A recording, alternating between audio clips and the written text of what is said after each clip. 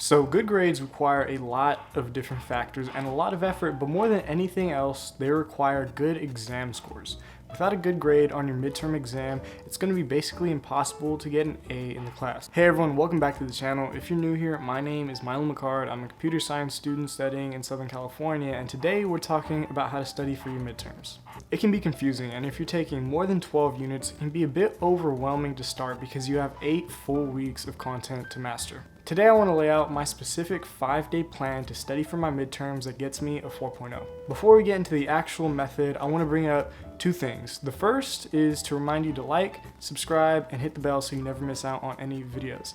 The second thing I want to bring up is what not to do when you're studying for your exams. For some reason, there are a few methods of studying that have stuck around for a while that just don't work. Summarizing, note-taking, and highlighting are all go-tos for a lot of students despite no evidence in their favor and despite mountains of evidence for study methods such as active recall and spaced repetition. These 3 methods of studying are complete and utter wastes of time that all have one thing in common. All of them are incredibly passive methods for studying content. Passive studying techniques like these can aid in your memorization over the long run and long periods of studying, but they never aid in comprehension, which is what you want to shoot for if you're trying to ace your exams. Passive methods don't work well because they fail to test you, which, if you didn't know, testing is shown to be the single most effective method for learning information. Okay, so now onto my actual 5-day method for studying.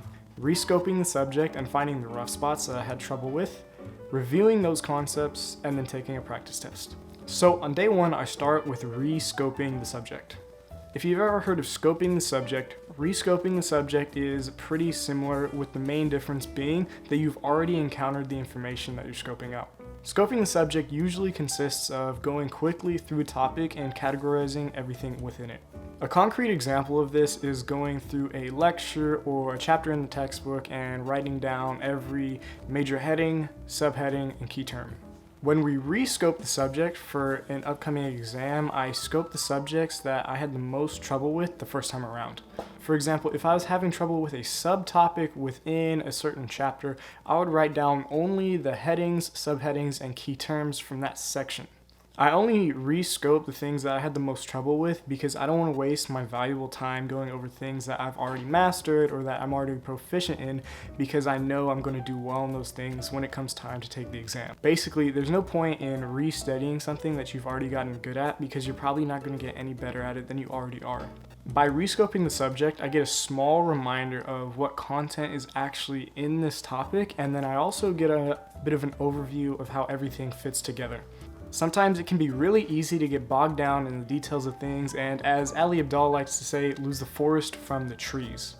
When you have an idea of what the greater topic at hand is, you have an opportunity to see ahead and understand what's coming up, to know what really deserves your time and what doesn't. Simply put, it gives you a much needed overview of whatever topic you're studying. While I rescope the subject, writing down all the headings, subheadings, and key terms, what I also do is think of any questions that I have and write those down as well. This not only gives me a more concrete feel for the pieces that are missing from my understanding, but it also narrows down what exactly I need to study. So after you've gone through all these steps, you're basically done for day 1. It might not seem like much, and it actually might not be for some people, but while you do it, you need to remind yourself that you need to go really deep as you rescope the subject. You need to scope every single topic that you need help with and think of any questions that you might have, because this is going to help you develop the greatest understanding of the concept that you need to master before you actually get to your exam.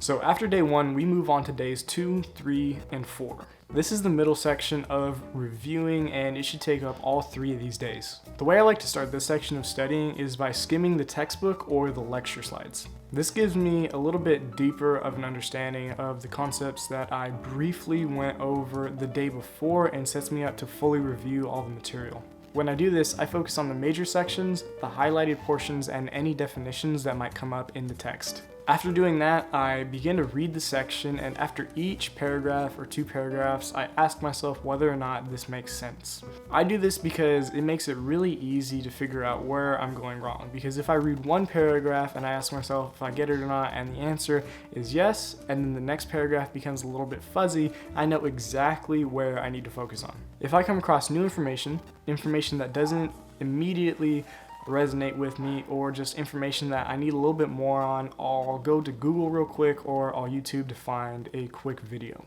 Sometimes this individual step can take a while, but if fighting with the topic is what you really need to understand it, then that's what you need to do. In addition to reading the textbook or the lecture slides, I also do this process with the questions that I wrote for myself earlier.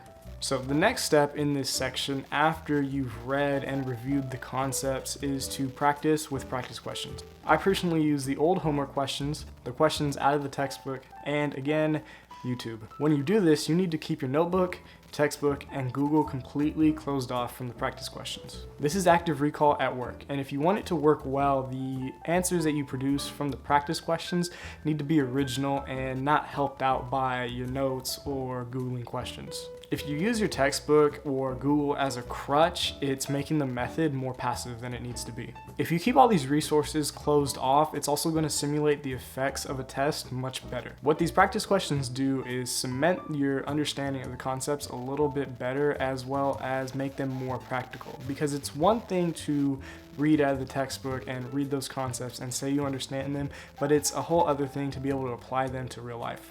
So after reviewing and rescoping the concepts that you need help with on days 2, 3, and 4, it's time for your practice test on day 5. You can make your own practice tests and get them in any number of ways, but the bottom line is that they need to be as close to your real test as you can get them. Going into the test, you should know what concepts are going to be on it and whether it's going to be multiple choice or free response. You're also pretty likely to know how much time you're going to have for the exam. So you need to build your exam with whatever resources you like, and then you need to sit down for it with test-like conditions. You need to make it quiet.